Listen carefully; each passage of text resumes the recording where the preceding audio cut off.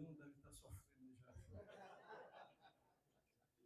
Quero primeiro agradecer o convite, a oportunidade de estar aqui, matando a saudade, de estar nessa casa, Federação das Indústrias. E quero cumprimentar todos por economia processual, esse amigo Flávio Dino.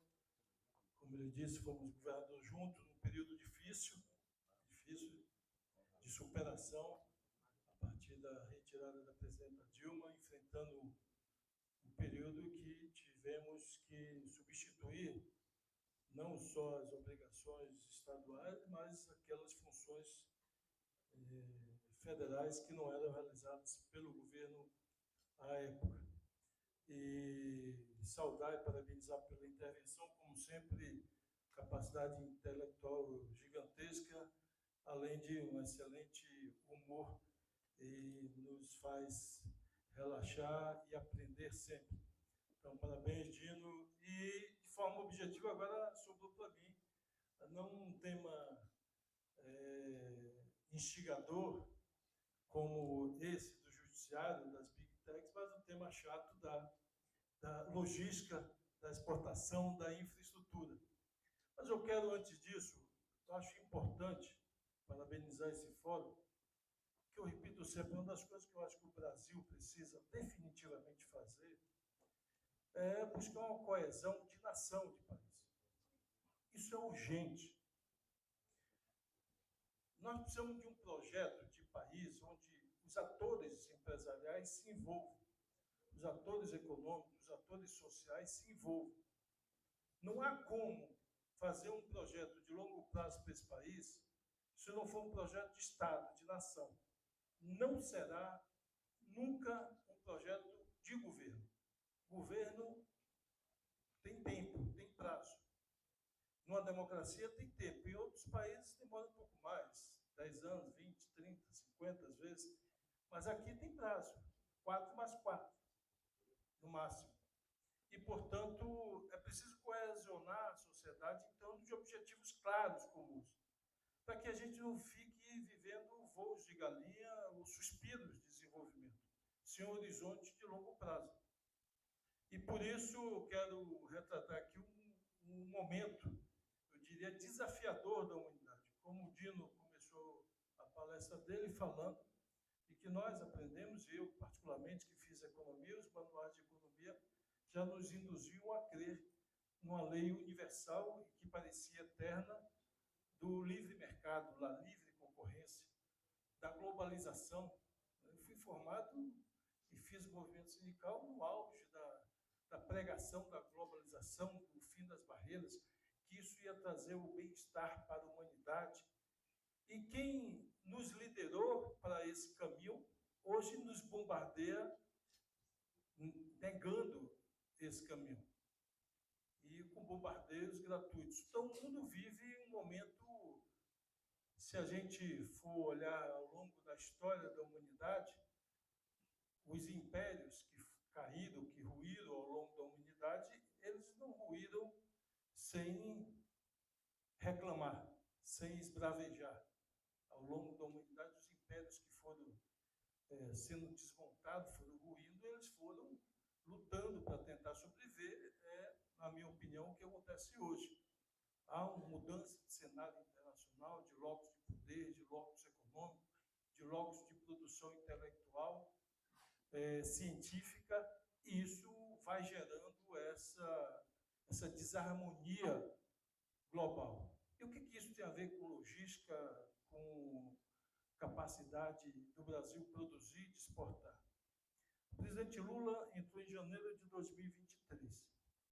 E eu tenho que afirmar isso, eu acho que nós falamos pouco disso e batemos muito pouco bumbo nisso, de mostrar à sociedade que país que nós recebemos em janeiro de 2023. Um país completamente desarrumado, sem um planejamento sequer em nenhuma área.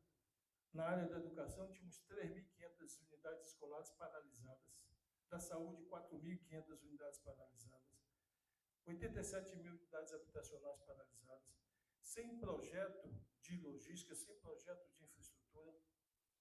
E, pior, o governo anterior no ano eleitoral, despejou na economia 200 bilhões de reais de diversas formas, inclusive, só para exemplificar, crédito para taxista de 12 bilhões de reais, e as auditorias mostram que mais da metade sequer tinham habilitação.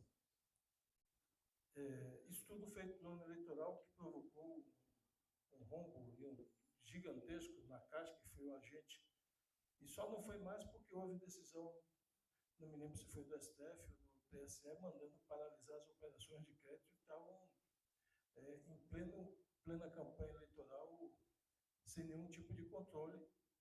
E, portanto, é esse país que nós herdamos. A partir daí, o presidente fixa alguns pilares estratégicos de desenvolvimento, que eu acho que um dos pilares é fundamental, e o Brasil tem uma vantagem competitiva grande, que é da transformação energética, da energia limpa. O Brasil tem, na energia solar, na energia eólica, uma das melhores posições do planeta.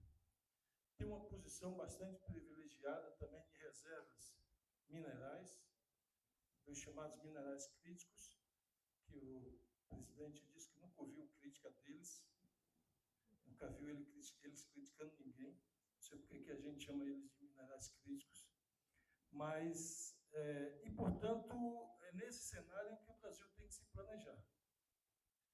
De um cenário de restrição fiscal muito forte, e foi-se montado uma estratégia de desenvolvimento com pilar na produção de energia limpa, desde não só solar e eólico, como biomassa, como metano e biodiesel, álcool, como também o outro pilar na logística.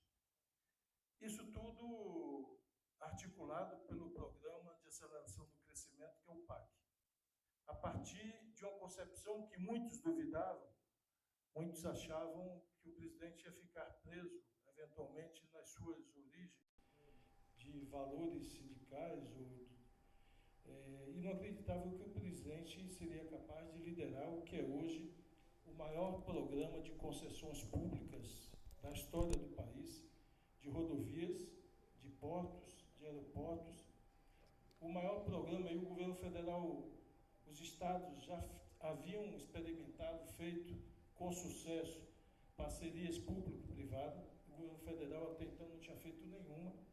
Inaugura, portanto, o modelo a âmbito federal da parceria público-privada para desengavetar muitos projetos. E hoje é esse cenário que nós temos no Brasil. Se olharmos setor por setor, extraordinários números alcançados em 2 anos e meio. No setor da habitação, nós fixamos uma meta de 2 milhões de unidades contratadas em 4 anos. Devemos chegar em dezembro do ano que vem com 3 milhões contratadas. Temos o maior volume de investimento na área portuária da história do Brasil, através de autorizações para investimento privado ou de concessões. O maior investimento no sistema de aeroportos do Brasil. O maior volume...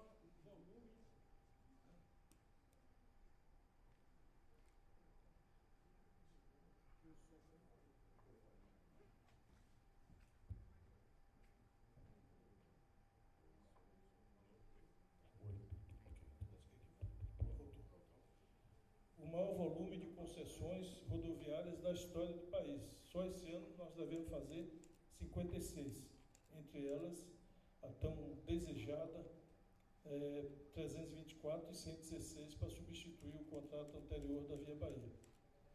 E nesse cenário que nós estamos sustentando um crescimento de 3% do PIB em 23, 3% do PIB em 24, e esse ano estamos caminhando fortemente para se aproximar dos mesmos 3%, o que significa um crescimento inclusivo.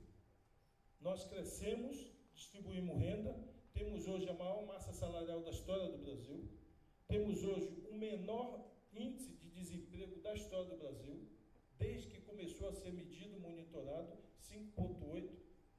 Temos o maior volume de salários pagos no Brasil, quando se soma todos os salários, e portanto, isso tem trazido investimento não só na indústria do consumo, mas na indústria de base e na indústria da infraestrutura. Isso tem tido uma repercussão extraordinária. E, portanto, nós chegaremos, ano que vem, a um volume de entregas de ferrovias, como a Transnordestina, que sai do Piauí, vai ao Ceará, Pernambuco, e integrando em breve com a Norte-Sul, que sai lá do Maranhão e vai até o Santos. Aqui na Bahia, nós estamos buscando resolver a situação acionária da Bramin para continuar esse projeto que já entrou na relação do Brasil com a China, nessa relação estratégica que o presidente Lula fez com o presidente Xi Jinping, da ligação bioceânica Atlântico-Pacífico pela ferrovia, pela FIOL. E, portanto, o Brasil vai reconstruindo a sua infraestrutura ferroviária para que a gente consiga, eu digo sempre, não é possível num país continental como o nosso, imaginar que nós vamos ter produção industrial e produção agrícola carregada por caminhões. Isso não traz competitividade às nossas empresas, à nossa produção. Se nós queremos competir e vencer, sejam as tarifas, sejam os preços mais baixos de outros países, nós temos que, além de buscar escala, capacidade produtiva e qualidade, temos que buscar a redução do custo de logística e de transporte. É nesse cenário que, no caso da Bahia, a gente, além da infraestrutura de ferrovias, da FIOL, nós estamos renegociando com a Centro-Atlântica que ela volte a fazer os investimentos na malha aqui da Bahia, pelo menos na malha que leva ao sul do país, devolverá a malha norte para Juazeiro. E eu dizia hoje numa entrevista que recentemente, lá na visita com o presidente Lula na Transnordestina, eu mostrei ao presidente, mostrei a Renan, que Juazeiro do Norte dista apenas 240 quilômetros de Juazeiro da Bahia. E que, portanto, se nós fizermos esse pequeno trecho, nós teremos uma ligação férrea completa de Salvador a Fortaleza, de Salvador a Recife, e quem sabe ao Piauí, porque a Transnordestina vai para o Piauí, e quem sabe a São Luís do Maranhão, quando ela conectar na outra ferrovia. E, portanto, nós podemos viabilizar, além de carga, que é o que se trata aqui, mas acho que, para falar de logística, o turismo também depende da logística. E os preços cobrados pelas companhias aéreas, na minha opinião, atrapalham e muito o desenvolvimento do turismo na região Nordeste. É proibitivo o preço. Você imaginar que a passagem daqui para Fortaleza custa mais caro de Salvador-Paris ou Salvador-Lisboa. Então, quem vem, assim como nós, quando viajamos, não queremos ficar apenas em uma cidade, quer conhecer 2, 3 cidades, até para aproveitar a viagem, que o dinheiro é curto para todo mundo. Quem vem um dia à Bahia, quem vem a Fortaleza, quer aproveitar e conhecer Fortaleza, quer conhecer Salvador, quer conhecer Recife. E quando a pessoa vai olhar o preço da passagem, fica assustado. Isso inviabiliza o nosso turismo. Portanto, ter um trem de passageiros com qualidade, que ofereça, mesmo que não seja um trem chinês de alta velocidade de 300 ou de 400 km por hora, mas um trem de 150 km por hora que dê conforto, com certeza vai viabilizar o turismo, além de viabilizar a logística em nosso país. E aqui, na área portuária, idem.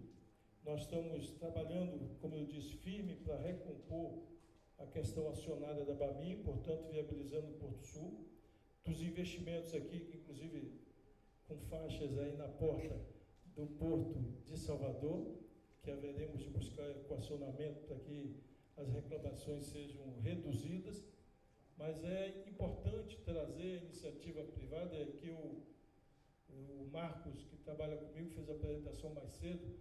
Nós buscamos, nessa estratégia, substituir contratações periódicas com licitações, às vezes demoradas, retardadas, judicializadas, ainda bem que dia não saiu daqui, e que às vezes não tem fim, de serviços essenciais como dragagem de portos, de canais de hidrovia ou de serviços, transformando em serviços, com licitações e prestação de serviço continuada no tempo, não apenas como uma obra a ser feita e pontualmente feita. E por isso nós estamos fazendo concessões de canais, concessões de dragagem, para que não seja uma obra pontual, que se garanta aquele calado durante 10 anos, durante 15 anos, e, portanto, muda a concepção, muda os custos e você dá mais previsibilidade aos atores econômicos que estão operando.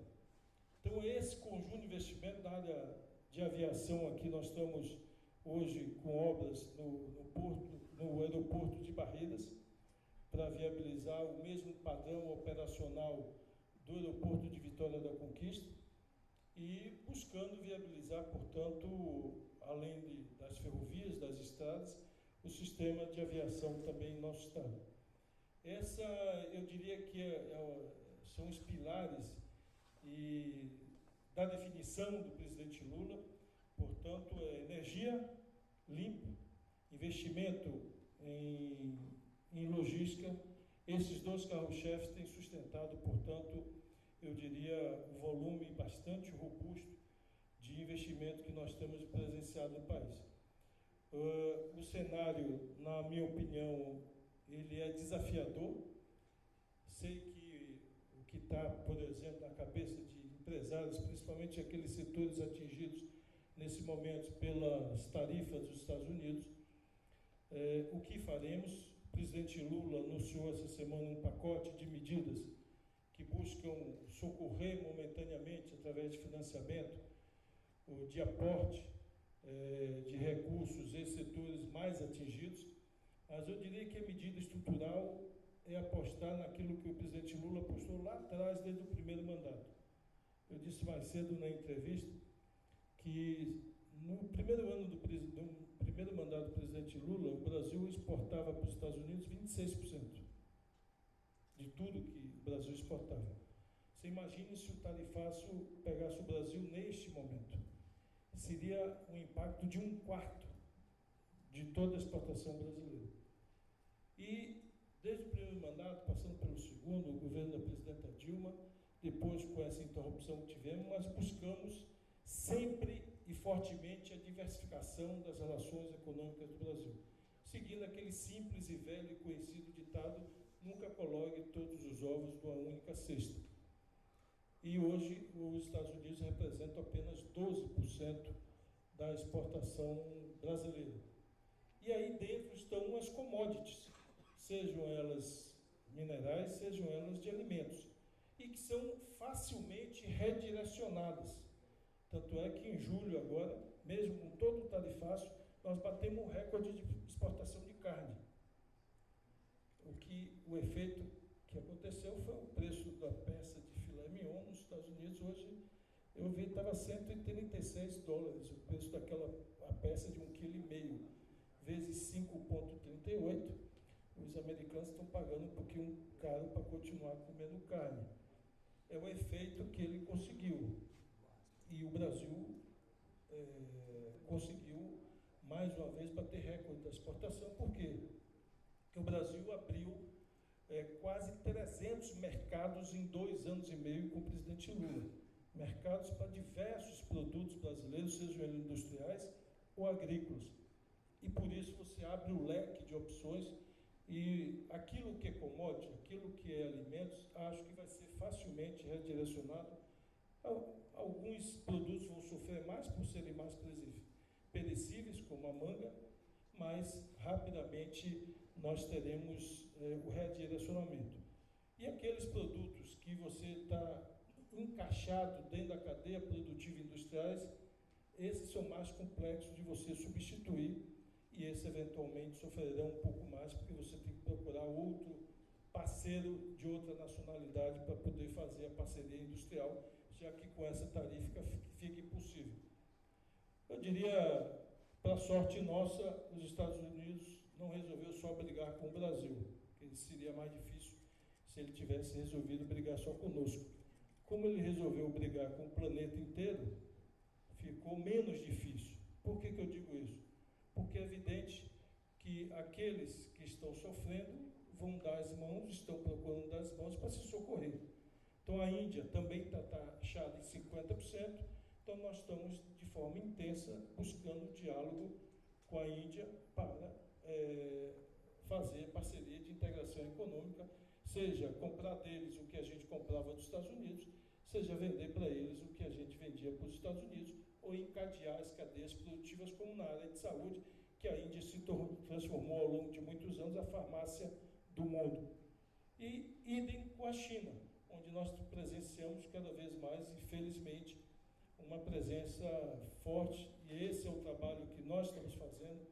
O presidente Lula, em 1 ano e meio, se encontrou 4 vezes com o presidente Xi Jinping, seja lá, seja aqui, e coordena um grupo de trabalho do governo federal com o governo chinês, que busca integrar as cadeias produtivas brasileiras com cadeias produtivas chinesas, seja abrindo oportunidades de negócios de empresários brasileiros, de negócios brasileiros com a China, presentes lá ou não, assim como buscar trazer investimentos chineses para o Brasil.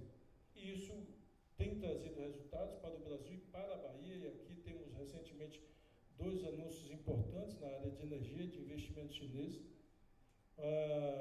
Fizemos leilões de energia para integrar o norte, nordeste ao sudeste do país. O maior investimento da história do Brasil, 60 bilhões de reais, e a principal linha de transmissão, que é a primeira linha de transmissão em corrente contínua, que venceu a empresas chinesas, que está a passos largos implementando esse investimento, assim como indústrias de automóveis. Temos aqui a BYD, que estamos ansiosos para crescer e chegar aos prometidos 20 mil empregos em dezembro de 2026, quando ela internaliza o total da produção, incorporando, portanto, capacitação humana, desenvolvimento tecnológico, para que a gente vá reduzindo a nossa diferença nos países asiáticos. E eu quero encerrar dizendo algo que para mim é muito relevante. Isso tudo, para mim, faz sentido, e aqui estando numa casa, na Federação da Indústria, é preciso, definitivamente, relembrando o período recente que nós vivemos aqui no Brasil, acho que nós não podemos confundir o interesse nacional com o interesse familiar de ninguém. Não podemos confundir o interesse nacional com ideologias ou com ódios, ou paixões, sejam elas de que natureza forem, nem futebolísticas, nem religiosas e nem ideológicas. E é preciso, mesmo tendo opiniões diferentes, a gente consiga enxergar um horizonte para esse país e para essa nação.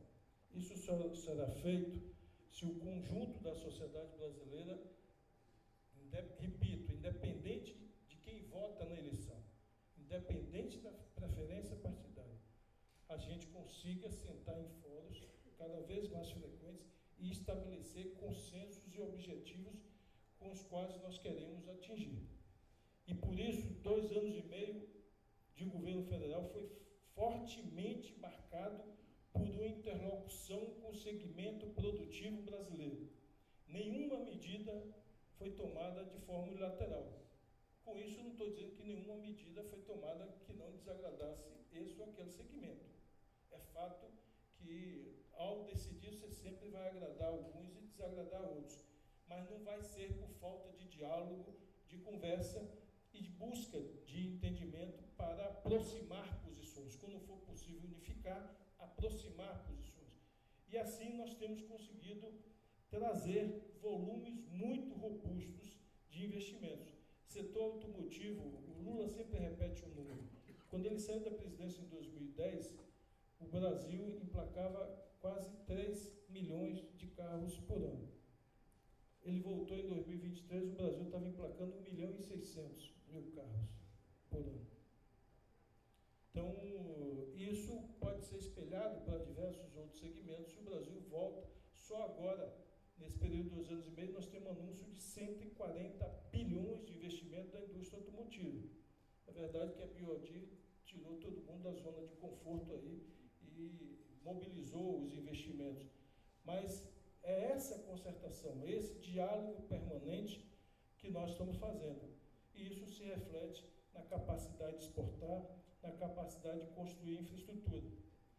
E nunca é demais, na minha opinião, fazer uma reflexão coletiva. Eu digo sempre para as pessoas, a gente olha hoje para a China, fica admirado. A gente olha para a Coreia do Sul, fica admirado. Quando eu vejo a China fazer testes com um trem que roda 600 km por hora, é algo surpreendente. Só para lembrar que um King Air, um avião, roda 350 km por hora. O King Air, que é um dos melhores aviões de bimotor que tem, que não é turbina, que é hélice mais turbinada, mas é hélice. Roda 350, que é o que o governo do estado tem, que muita gente tem. Esse trem roda 600 km por hora. Eu andei no trem de 330 km por hora, que aqui a água está trepidando mais do que trepidava no trem. Quando eu entrei no trem, eu estranhei que não tinha lugar para cinto de segurança, não tinha lugar para segurar. Digo, como é que esse trem vai a 330 km, eu não tenho nem onde segurar aqui? Passou a pessoa servindo água, um copo plástico, se tinha um lugar para botar o copo, eu botei o copo. Eu disse, deixa eu ver como é que esse copo vai se comportar na hora que o trem arrancar. O trem arrancou 350 km, o copo lá, a água não se mexia. Eu disse, não se mexeu na arrancada, mas quando ele parar, ele vai se mexer. Eu vou deixar esse copo aí. O trem parou e o copo continuou lá e a água não trepidava. Um silêncio absoluto dentro do trem, uma proteção acústica. E olha que eu já andei no trem europeu, de trem de alta velocidade, uma diferença gigantesca. E, portanto, a gente fica se perguntando, como era a China há 40 anos atrás? Era mais rica ou mais pobre que o Brasil? Como era a Coreia do Sul há 40, 50 anos atrás? Era mais pobre ou era mais rica que o Brasil? 40 anos atrás, os chineses estavam aqui nos visitando para conhecer como era a nossa indústria. Para conhecer como é que a gente fazia as coisas. 40, 50 anos atrás. 40, 50 anos atrás, a Coreia do Sul era muito mais pobre que o Brasil. E hoje, a economia chinesa é no mínimo 10 vezes a economia brasileira, com a produção intelectual, científica, tecnológica gigantesca, que toma dos Estados Unidos a liderança de produção econômica e tecnológica, a Coreia do Sul e os países asiáticos isso. Então, é diferença de raça? Não. É diferença de capacidade intelectual? Não. É evidente, se alguém haverá de dizer, ali é um ecossistema único no mundo, é verdade.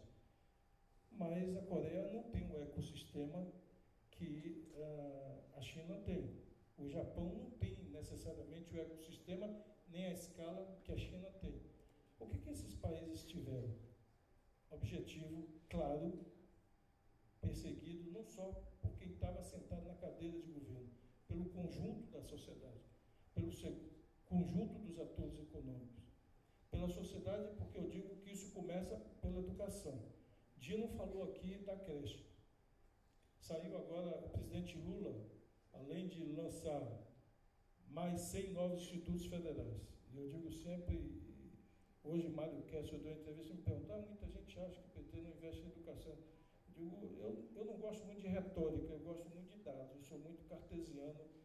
Eu digo sempre que nasceu numa favela, no morro, passou necessidade, não tem tempo para ficar com firula, com reme-reme. A vida lhe ensina o seguinte, você tem que resolver seu problema. Chegaram da escola, não tinham o que comer, ou não queria comer o que minha mãe dizia. Normalmente minha mãe era uma pessoa otimista, chegava às vezes meio-dia, ela dizia, hoje tem um pirão maravilhoso. Dizia, pirão de quê, minha mãe? Pirão de café. Era o café quente, com farinha mexida, aquilo dá uma sustância do cão, viu? Enche a barriga incha, a cafeína dá energia e você parece que bateu uma feijoada, passa o resto do dia bem. Quando eu não queria comer o pirão que minha mãe tinha feito, eu saía com meus amigos, que também estavam na mesma situação, ia cortar a folha de bananeira, amarrar no cordão, passar no açougue, pegar resto de carne e ir para o Maitá para ir pescar siri e voltar 3, 4 horas da tarde para cozinhar e comer. Então a vida não dava tempo para ficar fazendo poesia, a gente tinha que correr atrás. Então eu sou muito cartesiano, muito objetivo nas minhas coisas. E a gente tem que, aqui, eu diria, se perguntar o que é que falta para a gente chegar lá. E Dino falou da creche, e nós não estamos bem. Eu digo, os municípios baianos não estão bem colocados. O presidente Lula lançou